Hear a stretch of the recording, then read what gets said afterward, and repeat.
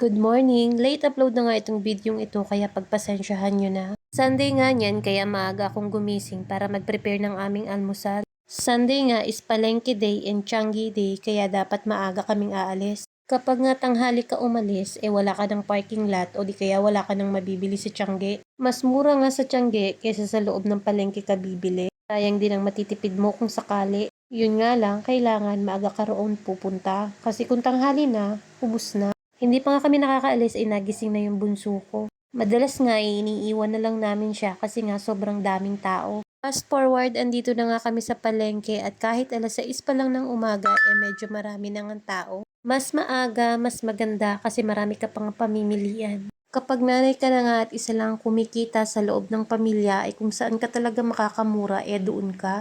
Ang ginagawa ko nga ay iniikot ko muna yung buong Tiangge at tinitingnan ko kung alin ang mas mura. Pagkatapos ko ngang maikot saka doon lamang ako magde-decide kung saan ako bibili. Nakakapagod, nakakasawa ang ganitong routine. Pero ang piso o dos na matitipid mo kada item ay isang malaking bagay na nga.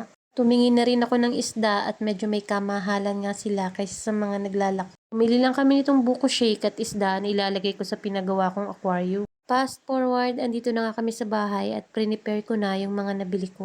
May mga panahon talaga na tinatamad din ako kaya naman nagbabatch cooking na lang ako. Nagsabay ko na ngang iluto yung tinola at saka baka para sa tanghalian at gabihan. Nagluto na rin ako ng alamang na ipapartner ko nga sa inihaw na talong kinabukasan. Sobrang perfect nga kapag meron tayong meal plan kasi hindi na tayo mahihirapang mag-isip kung anong iluluto natin sa araw-araw. Nailuto ko na nga yung alamang at naiho ko na rin yung talong at ipipreser ko na lang sila para sa kinabukasan. Paksiw ko na rin tong isda para sa sunod naman na kinabukasan. Inilagay na rin namin yung isda sa aquarium at ang cute nga nila. Kinahaponan nga umalis kami para sa birthday ng aking lola. 85th birthday nga niya ito kaya naman may konting selebrasyon. Sunod na barangay nga lamang ito kaya naman hindi ganun kalayuan. Pero bago nga kami tumuloy ay dumaan muna ako dito sa inorderan ko ng kakanin. Sarap nga silang gumawa ng kakanin at pasok din sa budget kaya naman madalas dito ako kumukuha.